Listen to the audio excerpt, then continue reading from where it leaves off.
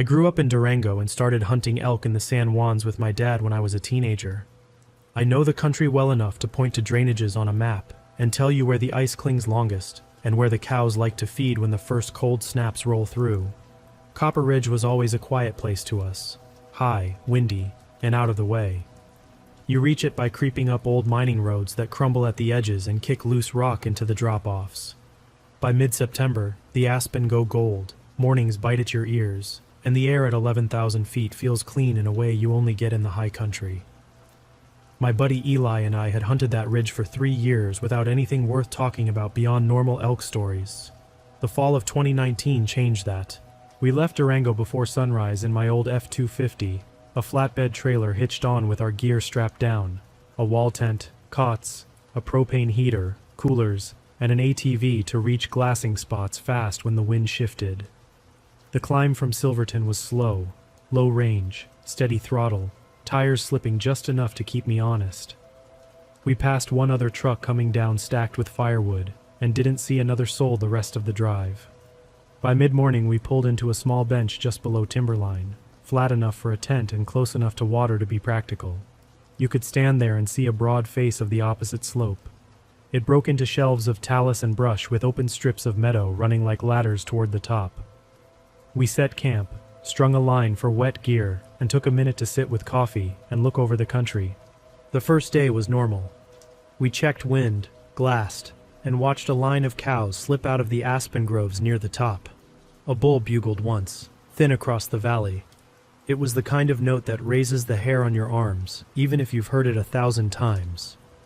We cooked dinner on the stove, dehydrated beef stew that tasted better than it deserved, then stood with our binoculars on the edge of the bench while the sun pushed against the horizon and the sky went orange. That's when I saw it. At first, I thought my glass had a smudge catching sunset, but when I lowered the binoculars, it was still there. A perfectly round metallic object floated above the far ridge. Not up in the clouds, above the slope itself, hard against the terrain like it was tied to it. It rotated slowly. No wobble, no flicker, no visible parts. The skin of it was mirror bright, and every few seconds, the sun slid along it like a blade. I handed the binoculars to Eli without saying a word. He went quiet for a long time, then said, "How is that not making a sound?" We tried to close the distance. We climbed straight uphill to a higher spur that would let us cut a little of the angle. The object kept its place from us. It never drifted closer or farther. If we gained elevation, it shifted in a way that kept the same gap, like a dog that won't let you within reach, but won't run off either. We pushed up hard enough to feel the thin air biting our lungs, and still couldn't get it any nearer. When the light went from orange to dark, the sphere slid behind the ridge and was gone.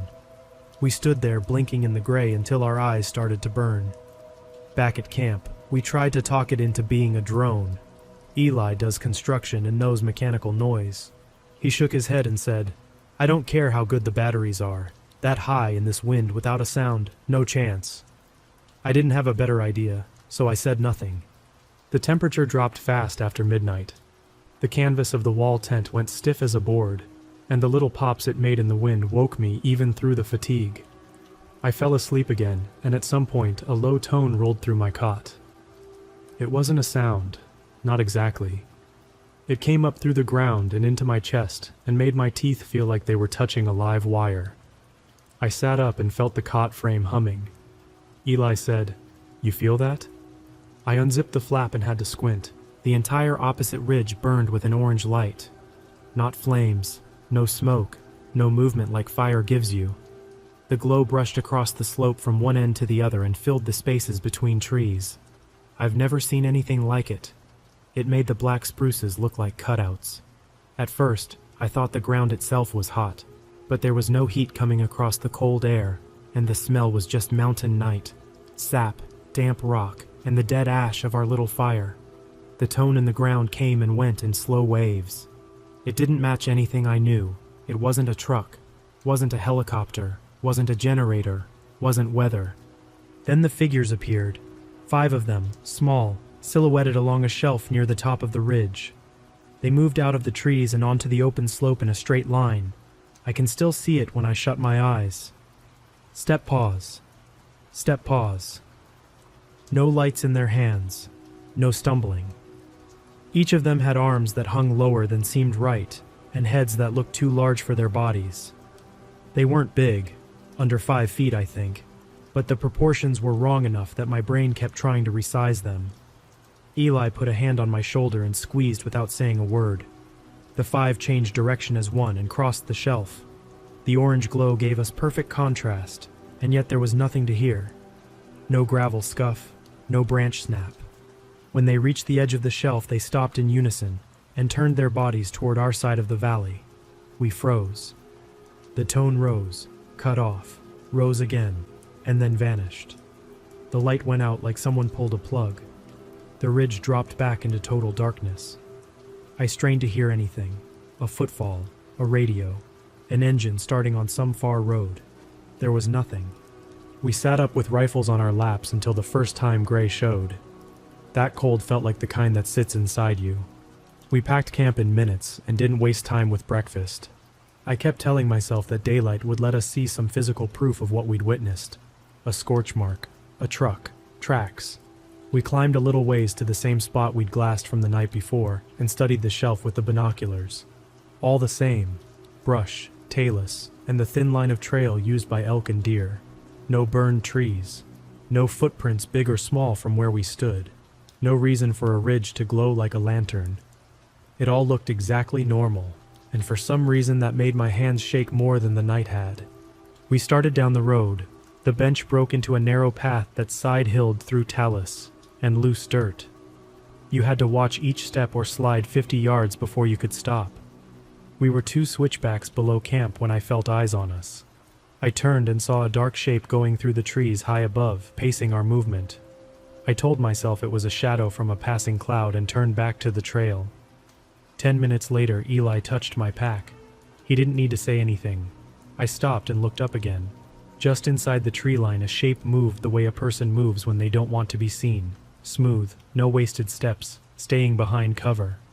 It kept pace for a bit, then was gone. Maybe it was elk. Maybe it was nothing. It didn't feel like either. Halfway to the truck, Eli said he needed a minute and leaned hard on his rifle like he might drop. His face had gone a kind of gray I associate with shock. I asked if he needed water. He said his skin felt hot from the inside, like he'd been standing too close to a fire, and the back of his neck buzzed. After a few minutes, it faded. He waved me off, caught his breath, and we kept going. We didn't talk much after that. The road opened wide enough for the ATV, but neither of us wanted to make noise or stop long enough to unload it. We let gravity do the work and reached the truck in the early afternoon. We drove to Silverton and parked on Green Street in front of a cafe we knew. We didn't go in. We just sat there with the engine ticking as it cooled. I told the story once, straight through the way I saw it. Eli said he saw the same, with the exception that he thought the figures didn't just turn in our direction. He thought they aligned to us. I didn't argue. There wasn't any room in me for picking it apart by inches. We went to his brother's place at the edge of town. His brother guides up there and knows every trail and camp spot by heart. He listened without interrupting, then told us not to repeat it around locals if we wanted to avoid problems. People go missing in that country, he said, and folks don't like hearing reasons that don't fit in a report.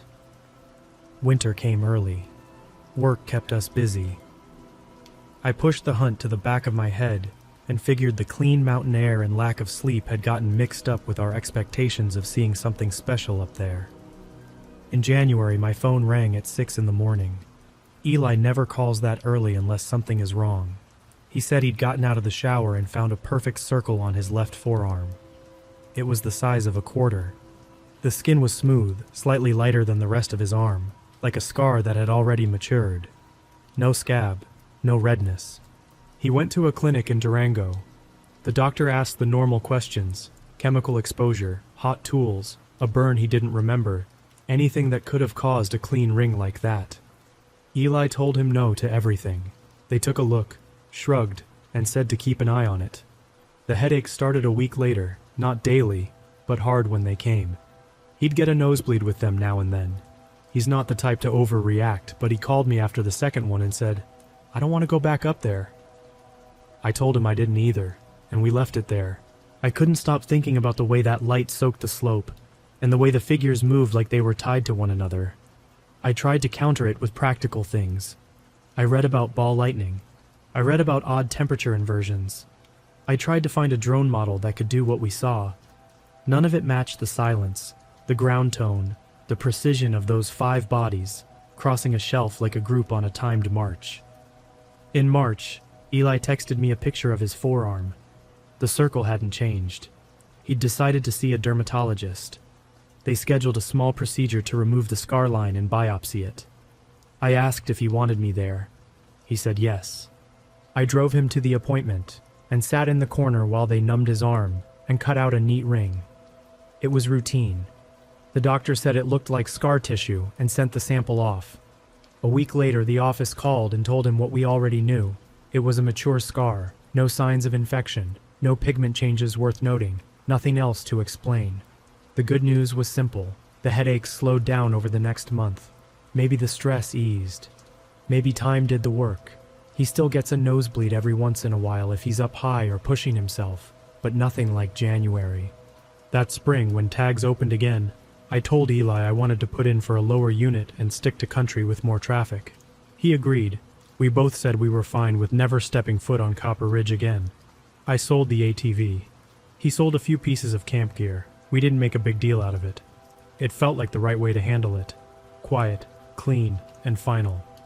In the years since, I've been asked why we didn't tell the Forest Service or the sheriff.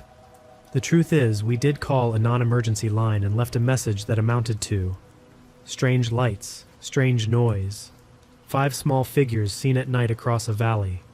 A deputy called back 2 days later and said he'd note it. No one followed up after that. I didn't expect them to. There's not a line in any report that would change what we saw or what it did to Eli. I still hunt, just not up that high, and not that far from roads. I don't sleep as easily in a tent as I used to.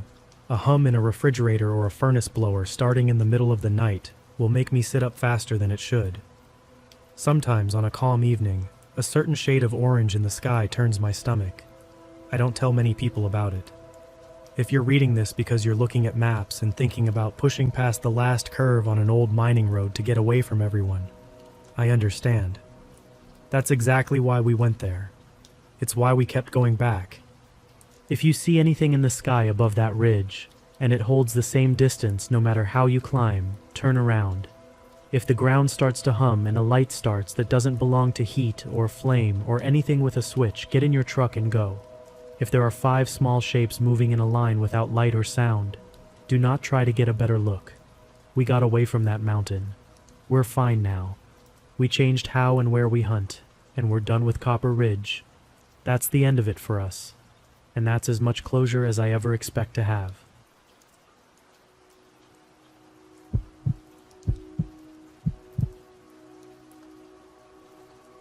I grew up in Reno. By 33, I was working construction and getting up before sunrise most days.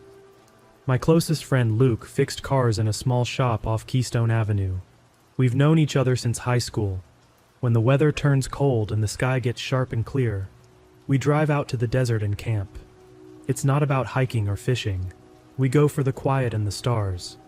Early November last year, we picked Lunar Crater National Natural Landmark because we'd heard the night sky out there makes Reno's look washed out. We wanted to see it once, then go home and talk about it for a month. We took my truck. We followed US 95 south, grabbed gas and a burger in Tonopah at sunset, and turned east on US 6. Past Warm Springs, the traffic dropped to almost nothing.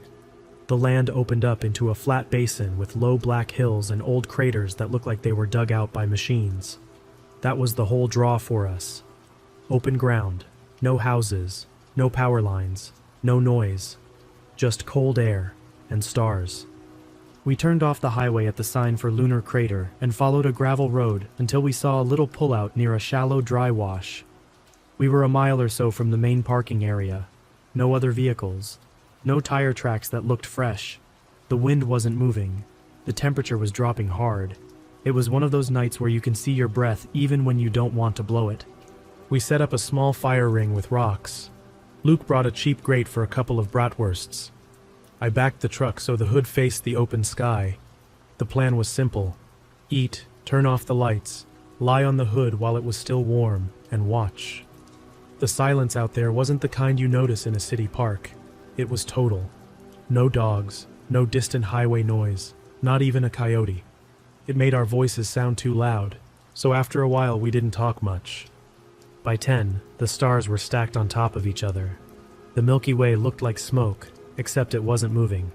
We lay on the hood with our jackets zipped to the neck, our beanies pulled down, and our boots crossed at the ankles. I remember thinking it was the clearest sky I'd ever seen. Then I saw a streak of light cut across the west and stop for half a second. It didn't trail off. It just stopped and winked out. I sat up. Luke sat up. "Meteor?" he said. We both knew meteors don't stop, but neither of us wanted to say anything else. We went back to watching. Maybe 20 minutes later I noticed 3 faint points high above to the southeast. They looked like stars at first, except they were the wrong color. Not blue or white, more like a pale, steady white with no flicker. They were arranged in a perfect triangle. The kind of perfect that you can tell right away, edges that feel measured. I told Luke to look. He saw it and just breathed through his nose and nodded. We watched them for a long time. I don't know how long. Time changed a little out there.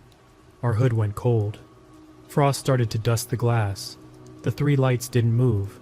When they finally did, they moved together. The triangle slid east, rotated, and came back west, but the spacing didn't change. There was no sound, no jet rumble, no helicopter chop, not even the hiss you get with a light wind. It was like watching 3 thumbtacks on a piece of glass move under a steady hand. We kept our mouths shut because talking felt wrong. Then a column of white light dropped from high above and hit the desert floor about 3 football fields away. It didn't open like a spotlight. It snapped on, one thin, straight cylinder, white and hard-edged. Where it hit the ground, the soil turned orange and looked wet. Heat rolled across our faces like someone opened an oven. The light stayed on for maybe 3 seconds, then switched off. The night swallowed the area again, but the orange stayed for half a breath and faded to black. The air smelled like hot metal and something sweet and burned, like a wiring fire. We both slid off the hood at the same time. I reached in and turned the keys to kill the battery lights. Luke grabbed the small flashlight from the toolbox and kept it off. We stepped down the slope into the dry wash beside our camp and crouched low. The dirt down there was powder fine and cold. My forearms pressed into gravel. I could feel the edges through my jacket. We heard nothing for maybe a minute. Then shapes lifted off the ground near the place where the beam had hit. They rose slow, like they were weightless but careful. I counted 6. Each one was black, so black they took shape only when they passed in front of stars, and about the size of a motorcycle. They hovered inches above the ground. They weren't round. They weren't smooth. They had segmented plates that angled and shifted, like armor that could breathe. Jointed limbs hung under some of them. The limbs moved now and then, small adjustments that made no noise. They spread out over the flats in a methodical sweep. Some paused and tilted, then crept forward. I could feel a low thrum in my chest, not in my ears. It came and went as they shifted position. One of them angled our way. It paused over the lip of the wash. I held my breath until spots formed in my vision. It drifted a few feet to the side and moved on. My legs shook. Luke's hand was on my sleeve. He wasn't squeezing, just keeping contact, like you do when you're trying not to move. We stayed flat while those things worked the ground. Every once in a while, a fixed point in the sky, not one of the 3, sent another thin beam down a few hundred yards beyond the first spot. When the light hit, the ground glowed orange again, and gave off that same metal-sweet smell. After each pass, 1 or 2 of the black craft would angle in that direction and hover over the fresh mark for a while, like they were checking it. Sometime near 3 in the morning, the larger triangle above us rotated again. I don't know how I know it was around 3, but I'd been watching the frost creep along the edge of my sleeve and filling the gaps in the wash, and it felt like hours had passed since midnight. The 6 smaller ones pulled back toward the first burn mark. They rose as one, not in a line, just in a tight group. They didn't bank or wobble. They climbed, paused, and then they were gone. The triangle above pulled in on itself. The 3 points drew together until there was 1 point, and then nothing. It was like someone turned off a switch. We didn't move for a long time after that. I could hear the tiny crunch of frost under my jacket when I shifted my elbow. My lips were numb. When we finally climbed out, the truck looked dusted in gray powder. The fire ring was intact but cold. We didn't talk. We got in the truck and rolled forward without turning on the headlights, then eased up over the lip of the wash and idled toward the spot where the first beam had hit. When I finally did turn on the lights, I felt sick. 3 black lines, each about a foot wide and maybe half an inch deep, ran perfectly straight from the first burn site out toward the horizon. They ran parallel. The soil wasn't just burned, it had cracked and turned glassy. You could see grains fused together like it had been under a torch. I stepped out, crouched, and touched it with my glove. Heat didn't come off it anymore, but the smell was still there. The same sweet metal smell that settles in your sinuses. We followed one of the lines by driving alongside it. It didn't curve around rocks or bushes. It went through them, and where it did, the edges of the plants were clean cut, like a saw had been taken to them at ground level. We drove until the light started to silver the far hills.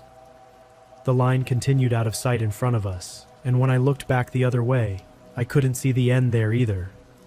We turned around and went back to our camp, threw our gear into the bed, and left the ring of rocks right where it sat. The drive back to Reno was quiet. We stopped in Tonopah for coffee just after the gas station opened. Luke washed his face in the bathroom and stared at the sink for a long time. I blurted out once, "We should call someone," and then I looked at the man behind the counter and kept my mouth shut. On the road north, the sun was bright and the sky was clean, and it all felt like morning after a bad dream, except the feeling in my chest hadn't gone anywhere. It sat there like a weight.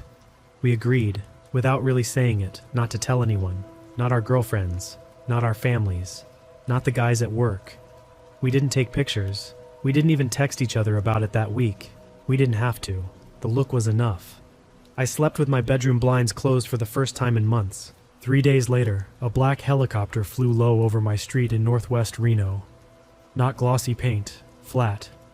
No markings I could see. It made one circle over my block and drifted north. About an hour later, Luke called me. He had a shop apartment then, a mile from the river. "A black helicopter just came over my place twice," he said. "You tell anyone?" I told him no. He didn't either. We both sat there on the phone, breathing into our speakers like idiots, trying to figure out how anyone would even know to look for us. We hadn't posted anything anywhere. We hadn't used a drone, a tracker, any of that stuff. We had just driven out, watched, and hidden. He moved to Oregon a few weeks after that. It wasn't because of what happened, at least that's what he said. A cousin had a line on a better job at a bigger shop near Bend, and he'd been thinking about it for months. I took a transfer with my company to a crew based out of St. George in southern Utah. More hours, more pay. I told myself those were the reasons. We still text sometimes about sports or work, but we don't camp together anymore. I go out for day hikes with my wife and our baby on weekends, but I don't sleep outside. If we're out late and the sky opens up, I keep my eyes on the road. I've been back to Nevada for holidays, and once I had to drive US 6 again for a delivery. I passed the sign for Lunar Crater and kept going. I told myself I didn't have time. I didn't want to check and find those lines gone, or worse, find them exactly how we left them. I don't need proof. I know what we saw. The 3 points, the beam, the heat, the smell, the small black craft hovering inches above the dirt, the lines running straight as a surveyor's dream. Here's the part I can't explain without sounding dramatic, and I know how this reads. I work with rebar and concrete. Luke turns bolts and rebuilds transmissions. We aren't the kind of guys who spin stories for attention. But there is a difference between reading about a strange light and watching a triangle of steady points slide across the sky without a sound. There is a difference between hearing about burn marks in the desert and kneeling over a line of fused soil that keeps going until the horizon swallows it. And there is a difference between telling yourself you're alone and watching something without rotors or wings hover, like it's measuring the ground under your boots. I never saw those lights again. I look sometimes when the sky is clear and my daughter is asleep and I'm taking the trash out. I'll stand in the driveway and tilt my head back for 30 seconds. If anything up there holds still too long, I go back inside. Maybe that's weak. I don't care. Luke and I agreed on one last thing when we met for a beer the last time he was in Reno. We did the right thing by leaving it alone. We didn't dig for answers. We didn't go back with a shovel or a meter or whatever you'd buy for that kind of plan. We don't need to know who flew the helicopter or who was in it or whether they were looking for us or something else. We stayed out of the way. We're alive. That has to count. I'm writing this because I can't carry it by myself anymore, and because I think some part of me wanted to see if saying it out loud changes anything. It doesn't. It just makes my hands shake a little less. If you go out there this fall and lie on your hood to watch the sky, I hope you get what you came for: cold air, a clean view, a quiet night. I hope that's all you get. As for me, I'm done with desert nights. I traded my heavy sleeping bag to a neighbor and tossed the cheap grate we used for those bratwursts. My wife asked why, and I told her I was tired of packing it around. That was true. I'm tired. I'm also certain of what we saw. 3 lights in a perfect triangle, a white column melting soil, 6 black machines gliding inches above the ground, the lines running straight in threes, cutting through brush like a carpenter's saw, a helicopter over our homes a few days later. That's my ending. We were noticed. We got out. We changed our plans. And we never went back.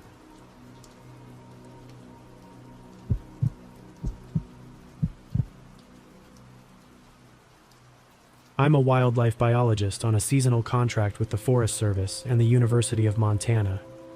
In late September, I rented a small Forest Service cabin off Bear Creek, west of Victor in the Bitterroot National Forest. My job was to check migration paths as elk dropped out of the high country and to validate a set of collar pings from last fall. I brought a paper topo, a compass, a handheld GPS only for navigation logs, and a small thermal scope. There's no cell service in the canyon. The cabin is one room with a potbelly stove, a bunk, a table, and a woodpile under a lean-to. Water comes from the creek. The first 2 nights were normal. The 3rd night changed how I work. I packed in from the Bear Creek trailhead with a single load and reached the cabin by late afternoon. It sits on a bench above a bend in the creek, with a small meadow across the water. I flagged 2 short transects on my way in and marked the points in my book. I keep 2 sets of notes, one in the field book and a backup list of waypoints on the GPS. I cooked a simple meal, banked the stove, and walked out to the meadow for my first night sit. It was the kind of quiet you get in the shoulder season. No campers, no gunshots, no traffic once you lose the faint hum of US 93. I sat on a folding stool about 60 yards from the cabin with the creek in front of me and the slope rising across it. I glassed with the thermal around 10 p.m. and caught a group of elk moving north along the tree line. They glowed bright in the scope, steady and heavy. I logged the direction and time. I went to bed feeling like the week would be simple.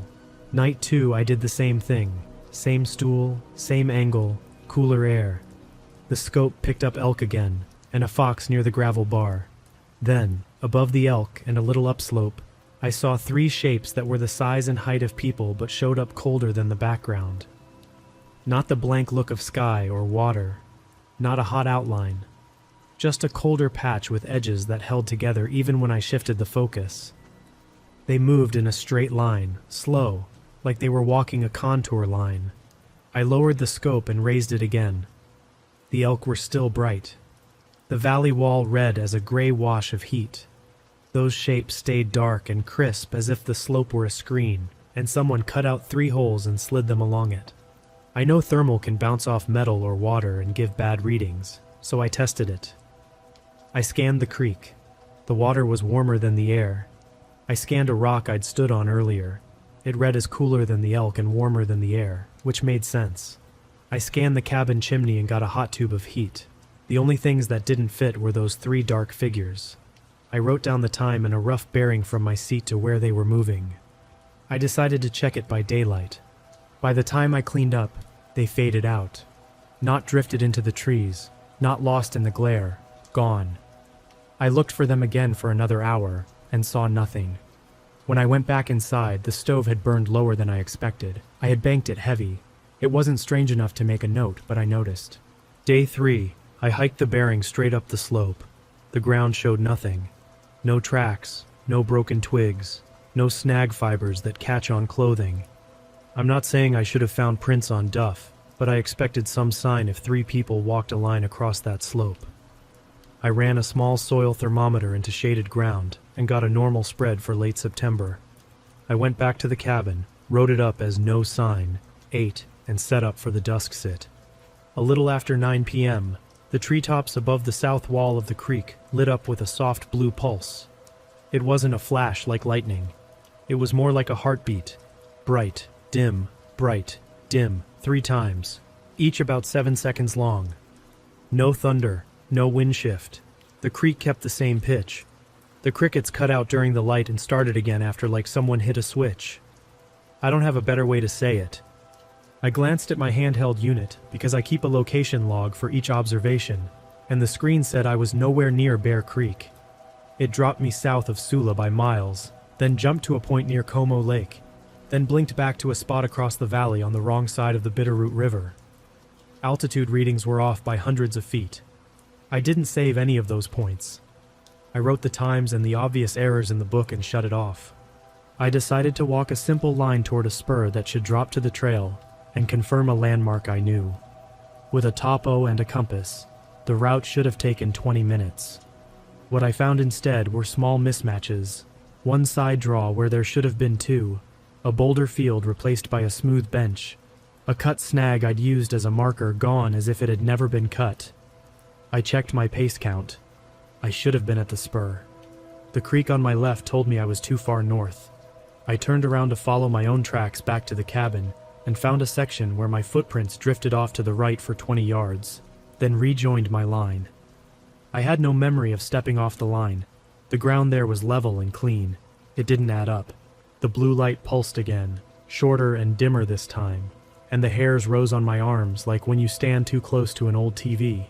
No nausea, no headache, no high-pitched ring. It felt like the air had a charge for a few seconds and then went back to normal. I chose to return to the cabin. I set a straight bearing, tied a bit of flagging every 30 yards, and refused to look up from the compass for more than a few steps at a time. When I reached the creek bend by the cabin, the flagging behind me made a neat line in my headlamp beam. Everything looked normal until I got to the door. The latch on the outside was looped with my own cord. I keep the padlock and cord in a tobacco tin on a nail inside the cabin. The cord had been tied in a half hitch through the latch in a way I don't tie it. My key was still in my pocket. There were no pry marks, no scuffs. Inside, my field notes lay across the floor, open to the same 2 pages in each booklet. Headings and times for the last 2 nights. My food was out of the outside locker and arranged neatly on the table by type. Cans stacked by label, packets in rows, jerky in a pile.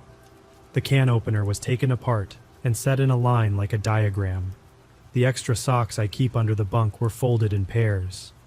The coil of cord that belongs on a nail sat centered on the bed.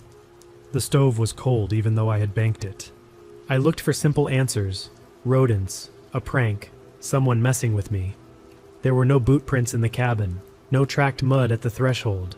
A thin film of ash on the stove lid showed a small smear like something brushed it without weight. Outside, the slab where the food locker sits had 3 narrow indentations in a triangle, 2 fingers deep. They were not boot prints or claw marks. I've seen tripod feet leave marks like that on soil.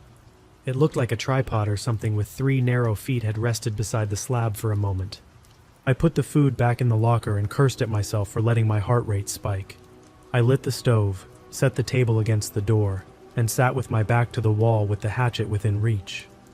I kept the lantern off and let my eyes adjust. I rested the thermal scope across my knees, but told myself I would not raise it unless I heard something I couldn't place. Time stretched in simple counts. 1:20 a.m., creek steady. 2:10, a faint hum that could have been wind around the stovepipe. 3 o'clock, the crickets started again.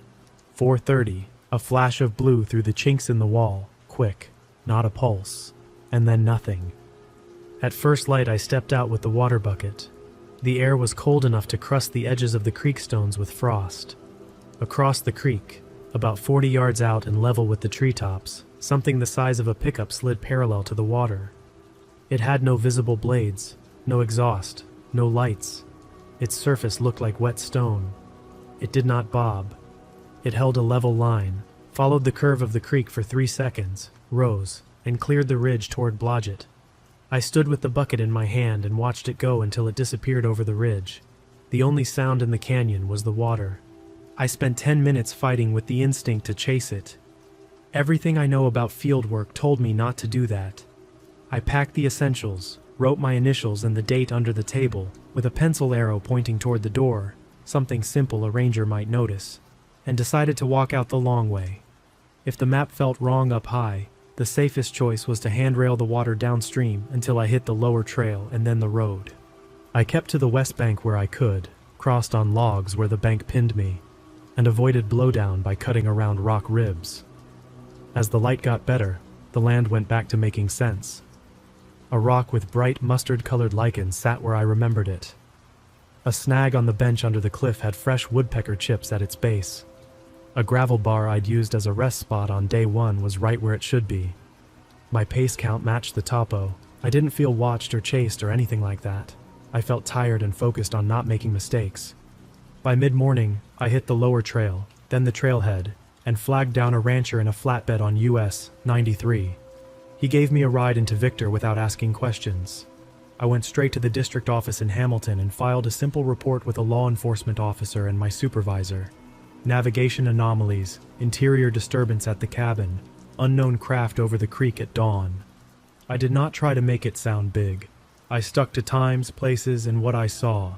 I asked for an immediate transfer off solo backcountry work and onto a team project near Helena for the rest of the season.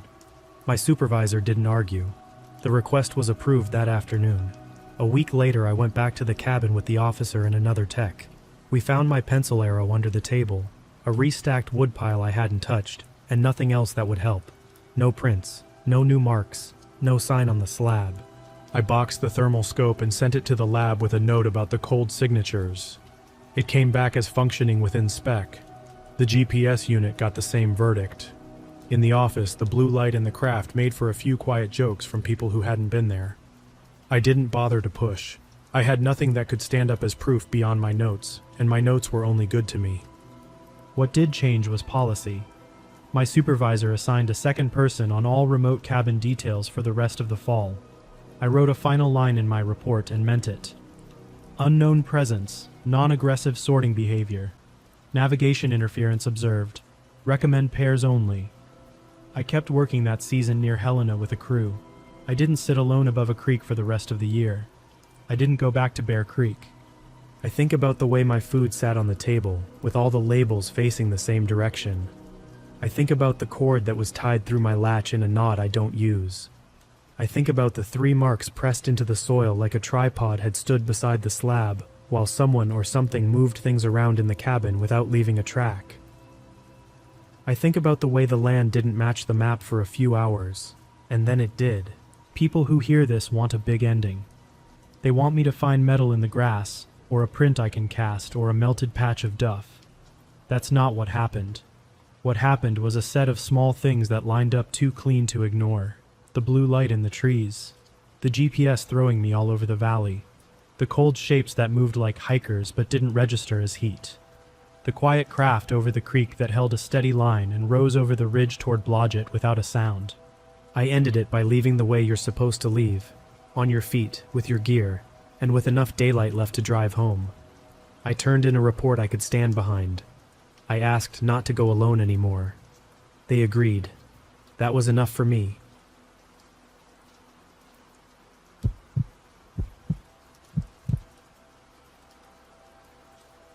I'm a long-haul driver based out of Sioux Falls. Every Wednesday night in the fall I run a simple loop, I-90 west to Rapid City, swap trailers, then deadhead to Wall and turn back. When the interstate is slick or packed with semis, I take South Dakota 240 through Badlands National Park. It's the Badlands Loop Road. Quiet, 2 lanes, almost no traffic after dark. I know the grades at Cedar Pass and the safe pullouts by heart. I don't stop inside the park unless something's wrong. That's not superstition. It's just common sense when the temperature hangs in the low 20s and the wind is strong enough to push a trailer a foot sideways. That's where this happened, and I am writing it down as cleanly as I can. I left Murdo after topping off the tanks and rolled past Kadoka into a black, dry night. No moon, crisp air, steady crosswind pushing at the curtains. I took exit 131 toward interior. The park gate wasn't staffed. It rarely is after 10. I eased onto SD 240, kept the speed around 45, and let the engine hold the grade. The route through there is stitched into my head. Ben Rifle Visitor Center on the left, the pullout for Big Badlands Overlook, the downhill past the closed Cedar Pass Lodge, then the climb out. I've run it enough times to feel each dip in the steering wheel. Past the visitor center turn, a white light slid along my passenger side window line. It wasn't a star, it wasn't a tower. It was the color of a welding arc, but steady, and it kept pace with me like we were connected by a rod. Too slow for a plane, too smooth for a helicopter, too high and far for a drone. I tried to find a source, maybe a reflection off the mirror, maybe an aircraft training out of Ellsworth, but the angle didn't make sense. When I crested the hill by Cedar Pass and the road tilted downward, the light went out mid-glide. No fade, just gone. I marked the spot in my head, near the Big Badlands Overlook sign, and kept rolling. I mentioned it over coffee in Wall. A local I recognized from earlier runs said people had been seeing weird animal behavior near the Cliff Shelf Nature Trail. He didn't push the topic, I didn't either. You hear things on night routes. If you chase everyone, your head fills with junk. I finished the swap, drove back east on I-90, and told myself I'd seen a reflection or a training run with unusual gear. 1 week later, same stop in Murdo, same plan. The only difference was a thin fringe of snow blown across the shoulders. I kept the speed lower to hold traction going up to Cedar Pass. I clicked the CB to 19, listened to clear air, then turned it down. I told myself to stop thinking about last week and focus on the grade. At almost the exact spot where the light had paced me, the dashboard flickered. Not a single bulb failing, everything dimmed at once. The blower fell silent. The CB spit raw static like tearing fabric. The gauges slid to 0. The engine hiccuped once, then died as if someone cut the feed. I coasted a few truck lengths and guided the rig into the gravel at the edge of the Big Badlands Overlook pullout. No other vehicles in sight, no distant headlights, just the wind hitting the trailer. Inside the cab, I could taste something like aluminum foil at the back of my tongue. The hair on my forearms stood up. I tried the starter. Nothing. The dome light was a dull ember. I set the parking brake, killed the key, and thumbed it again. Still nothing. Out past the ridges, a shape lowered into view, slow and steady. It had the size of a school bus, but flatter, more like an oval on its side. No blinking lights, no exhaust. The surface didn't shine, it drank light. It stopped a few feet above the grass. A rectangle opened underneath, and 3 figures dropped to the ground one after another. They weren't bulky. They were tall, with narrow frames and long forearms that swung low. They took the center line and began walking toward me with that same even pace, neither fast nor cautious, just consistent. I locked both doors and grabbed my emergency flashlight from the door pocket. It's a bright one, made for wreck scenes. I aimed at the road and snapped it on. Inside the cab, the beam looked crisp. Outside the glass, the beam bent. It started straight, then drifted sideways like heat was pushing it, even though the wind was blowing across me, not ahead. I adjusted the angle. The light wouldn't go where I pointed. It slid off the figures and skated across the asphalt as if there was a layer between me and them. I pressed the horn. The sound went out but felt small. I hit the air horn. The blast rolled over the road and lost itself in the empty dark. The figures kept coming. I put my boot on the brake pedal out of habit, as if a glowing brake light would matter. I kept count the way you do when backing to a dock, distance as yardage, 80, 60, 40. They didn't weave, they didn't look around, they just tracked straight for my door. Headlights rose over the hill behind me, high beams on a lifted ranch pickup moving slow with a tow strap coiled on its front bumper. The instant the light from that truck swept the road, the shape out in the grass shot upward, not like a helicopter, not like a drone. It snapped to an angle and climbed without noise, shrinking to a dot I could barely see, and then nothing at all. The three figures were simply not there anymore. No sprint, no retreat. 1 second they were closing on me, the next the road was empty. The pickup eased up in front of my rig and clicked on its hazards. A heavy-set man in a canvas jacket stepped out, hat pulled low, glancing once at the sky, and then at me, like he had trained himself not to stare up too long. He knocked on my window. I cracked it. "You dead?" he asked. "Everything's dead," I said. "Starter won't even click." "Hook you and drag you to the visitor center," he said. "Flatter there." We didn't talk about what we both saw until we were rolling. He backed up, looped the strap from his hitch to my tow point, and pulled me off the grade in first gear. My CB was still pure static. His worked fine. We used hand signals and hazard flashes. 10 miles an hour felt reasonable given the surface. The night stayed empty behind us. At Ben Rifle Visitor Center, we unhooked in the lot. The wind pushed grit across the asphalt. I tried the key again. This time the starter clicked weakly and then went dead. The rancher leaned into my window. "Saw something with no lights lift off as I crested," he said. He didn't add anything more. I called my roadside service. A mobile tech drove out from Rapid City. He checked the alternator and said the output was normal. The batteries held charge once he jumped them. He pulled fuses and found the inline fuses on the CB were burned to a crisp. There was heat browning on the cokes near the radio mount, and a faint melt smell inside the dash cavity. He scanned the port and showed me a time-stamped log. Voltage irregularity at the exact minute my truck died. No other faults. With the CB disconnected and a fresh main fuse, the truck started and idled like nothing had happened. We both looked at the sky. It was just night.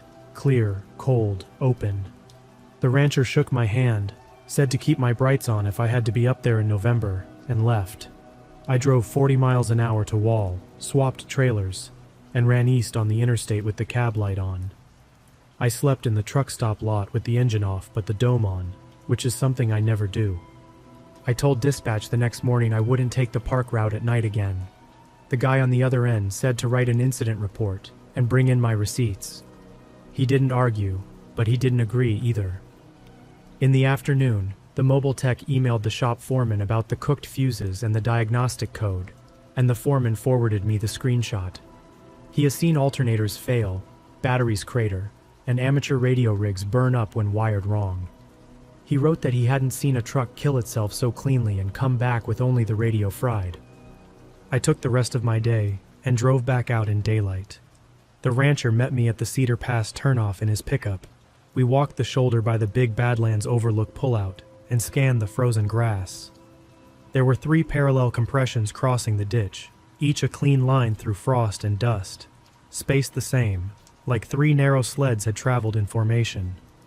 They led straight toward the spot where my rig had stopped and ended at the lip of the asphalt.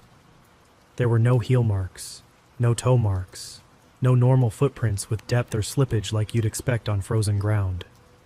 We didn't stand there long. We marked it with our eyes, not our hands. The rancher said he'd had calves spook hard on that stretch in November a few times, and that he'd seen stuff lift when weather changed. He talked like a man who had already spent enough time wrestling with his own memory. I phoned Highway Patrol to register a disabled vehicle note from the night before. The operator confirmed they had an entry about a stalled semi east of Cedar Pass at the time I gave. That was me. She asked if I needed a tow. I said the truck was running. She told me to call back if I found debris or a hazard. I said I would and didn't mention anything else. Back in Sioux Falls, I pulled the CB out of the dash and capped the cokes. I replaced my flashlight only because the experience made me not trust it anymore. I told dispatch I'd take a different weekly loop. It pays less.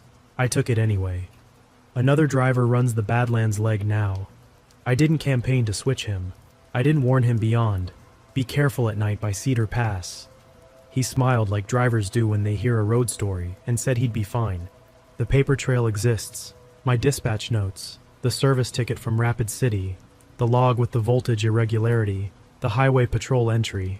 The rancher exists. He put a tow strap on my bumper and pulled me out of a dead patch and watched my truck start again after a jump. He saw something lift when he crested that hill. So did I. I haven't been back through SD 240 after dark. That's the change I made. I still drive. I still like the quiet hours when most of the country is asleep and the road belongs to a small set of us. But there's a stretch near Cedar Pass where the night feels wrong in a way I can't argue with. The fix was simple. Stop giving that place a chance to make choices for me. I know how stories like this sound. I've spent years listening to them in booths, and on Channel 19, and at fuel islands. Most fall apart when you ask for places, times, repair tickets, or names. I can give all of that. The only thing I can't give you is the feeling that sat in my mouth when the cab died. That taste of metal, and the way the flashlight beam slid off target like the air had a seam I couldn't see. You either believe me or you don't. It won't change the route I take on Wednesdays. If you run that road at night in November, keep moving through the pullout by Big Badlands Overlook. If you have to stop, stop in the visitor center lot under the lights, and wait for a second vehicle to show on the hill before you try to crank again. And if a white light matches your speed along the window line, don't spend your attention on it. Watch the dash instead. If it flickers, you'll want to be as far from that shoulder as you can get. I learned that the hard way, so I could keep working with a clear head. That's my ending. I stayed in the job and stepped around the problem. I'm fine with that.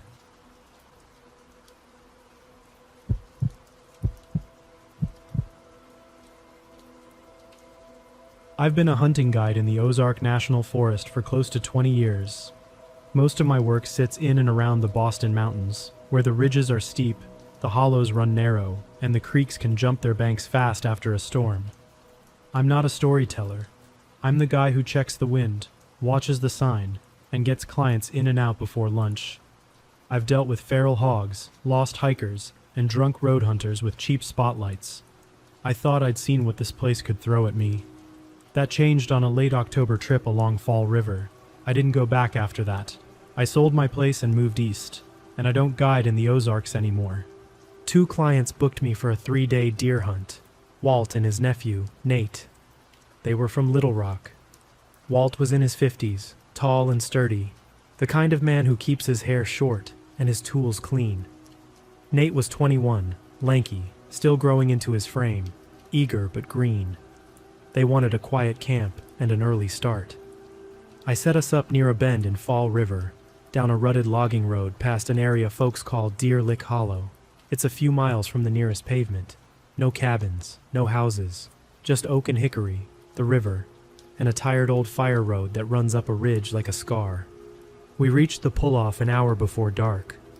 The air had that late October bite, cold if you stand still too long. I parked the ATVs in some brush, and we carried gear to a flat spot above the water. I showed them where the game trail crossed the river and how the wind usually slid down the hollow overnight. We'd ease out before dawn and set up along a ridge face that holds heat on clear mornings. I'd done it the same way for years. While we unloaded, an old Chevy rolled down the logging road and slowed beside us. The driver was a white-haired man with a face like sun-dried leather. He didn't look surprised to see us. He nodded and kept his hands on the wheel. "You boys camping by the water?" he asked. "Just for the night," I said. "We'll be quiet." "Do what you want," he said. "Some nights it lights up down there. Better to be off the river when it does." He let that hang, then eased on. I figured he meant someone night fishing with lamps or kids messing around. I'd chased off spotlight crews before. You see the beams coming from a mile away. They bounce and swing, sloppy work. We set the tents and built a small fire. I like canvas for the cold months. Thick walls keep the heat in. We ate venison sausage and beans and talked about the plan. Walt listened and nodded. Nate asked a lot of questions. He was excited. I could tell he wanted to do everything right. As the sun dropped, the forest got quiet in a way I didn't like. Usually the river talks a little, or you get a chorus of crickets and tree frogs. There was sound, but it sat low, like the volume had been turned down across the board. An owl called once from the far side of the river and then stopped. No wind, no leaves moving. Our fire cracked and that was the loudest thing around. "It always this still?" Nate asked. "Sometimes," I said. "Cold nights can sit heavy in the hollows." We hung the food, raked the fire down to coals, and kept our boots by the tent flaps. I checked my watch, 9:30. I told them we'd turn in at 10 and be up at 4:30. Walt poured a little coffee from a thermos into metal cups. The steam looked bright in the firelight. That's when I felt it. Not a sound at first. A pressure. It started low in my chest, like someone had set a big generator a few hundred yards away and was slowly bringing it online. My cup vibrated on the cooler lid. I could feel it through my boots in the dirt more than I could hear it. "You hear that?" Walt asked. "I feel it," I said. The hum thickened but didn't climb in pitch. It was like the whole hollow caught the same note and held it. I stood and took a step toward the river. I wanted to look across the water. The far bank sits only 30 yards off our fire ring, but the trees make a tight wall. I had a headlamp around my neck and a flashlight at my belt. I didn't switch them on yet. It happened in a blink. No buildup. No arcs sweeping the trees. Just 4 tall, narrow columns of orange light standing between the trunks on the far bank. They weren't shining down from above. There was no beam cutting through the canopy. The columns just existed, like someone had unrolled them from the ground up. Each one was a little taller than the trees around it, and each had a defined edge you could see against the bark. They didn't flicker. They didn't sway. They gave off a warmth my skin could feel from across the water, like standing near a big space heater. "You see that?" Nate said, his voice thin.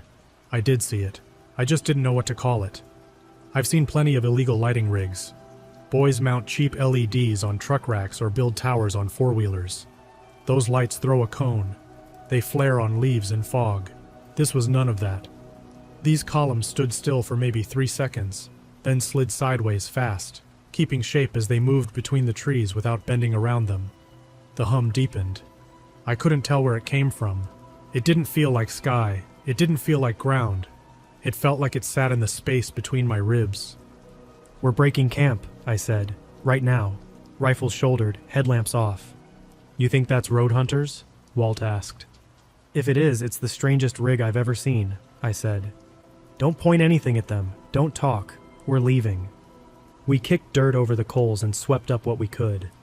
I carry a small get-out roll for times like this, essentials bundled tight. I strapped it to my pack and waved them toward the old fire road that angled uphill. The ATVs sat half a mile away along that track near a wide turnaround we use as a trailhead. I wanted distance between us and the river.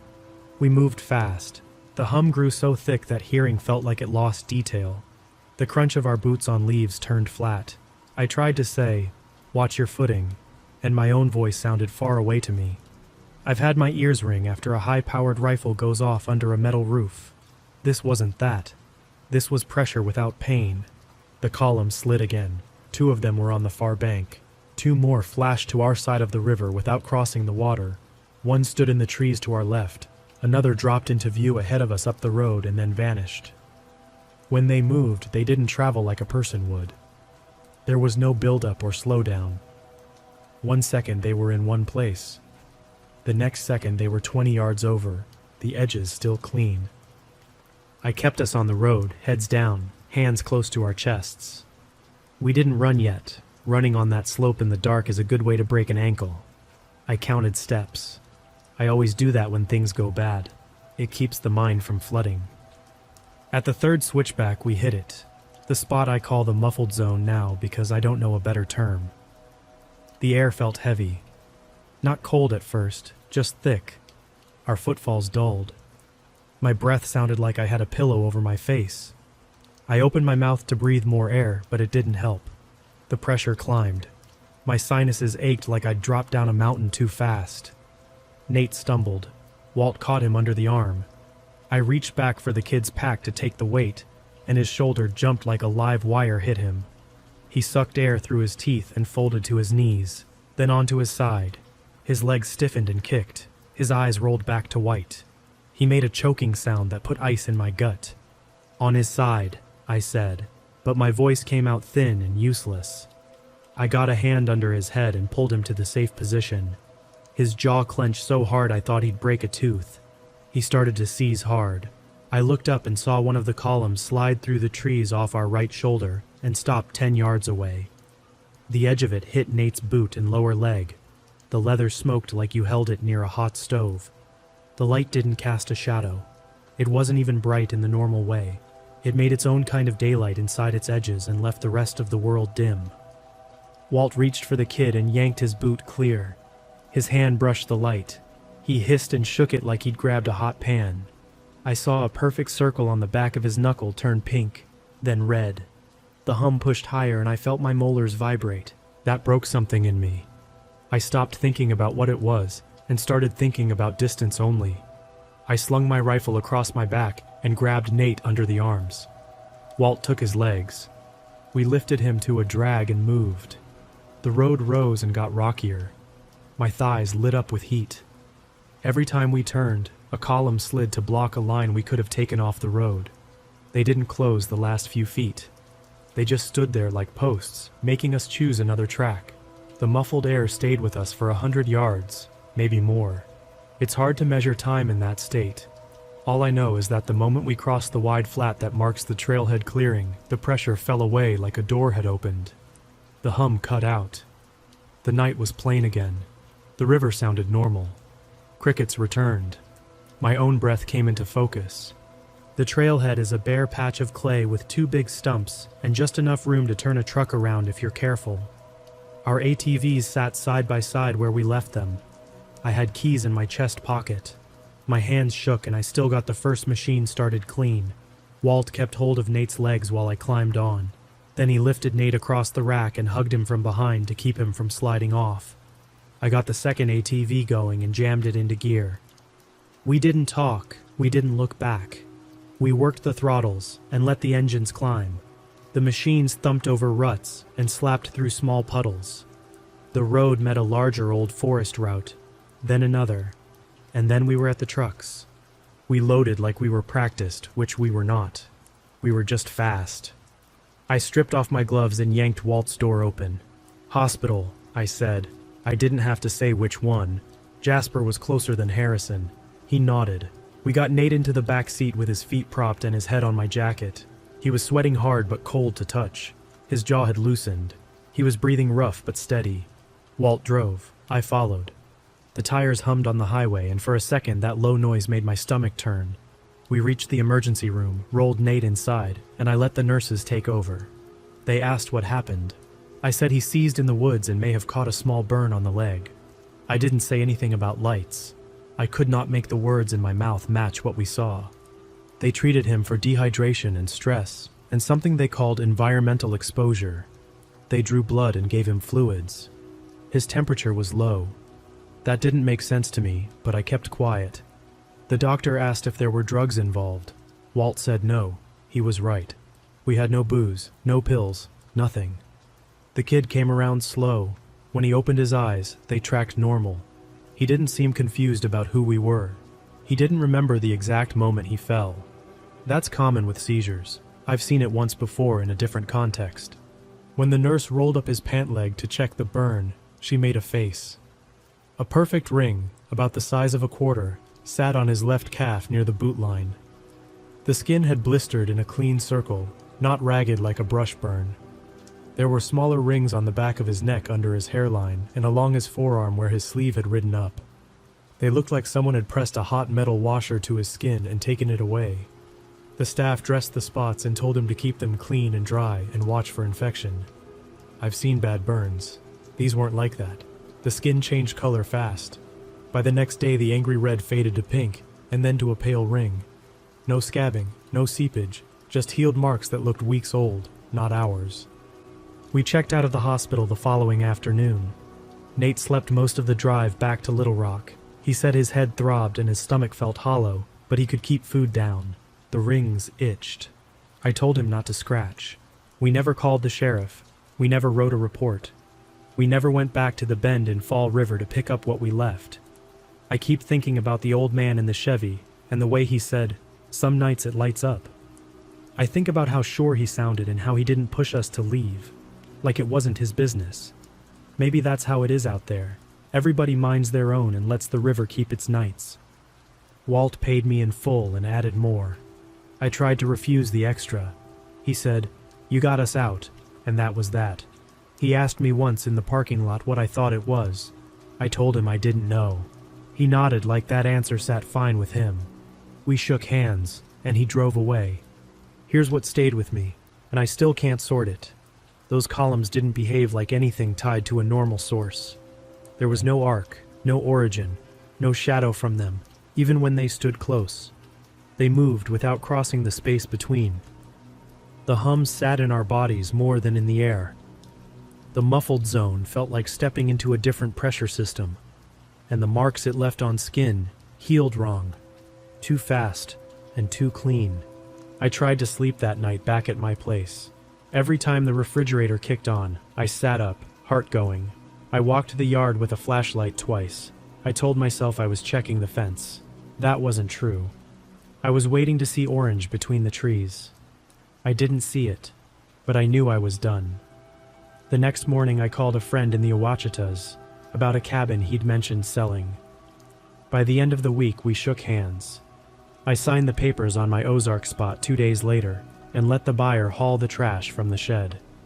I left my deer racks in the garage and didn't look back. I didn't quit guiding. I still take folks out. But I don't camp near that river. I don't camp in any hollow that runs that cold and that quiet after dark. If a client asks for the Boston Mountains, I send them to another guide and tell them he's better suited for that terrain. If I pass Jasper on the way to see a buddy, I keep my eyes on the road and my radio off. People like a tidy ending with a label on it. I don't have one. I didn't chase those lights. I didn't measure anything. I don't claim a theory. I only know what happened to us in a place I used to trust with my eyes closed. We walked out with our lives, and that's enough. When I lock my new door at night and hear the HVAC hum, I take a breath and count to 10 and let it pass.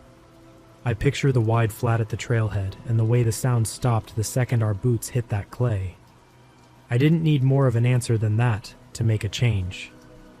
If you camp along Fall River and the night turns heavy and your chest starts to vibrate for no reason, don't wait and see. Pack what you can hold in one hand. Keep your voice low. Stay on the old road, even if your instincts tell you to cut into the trees.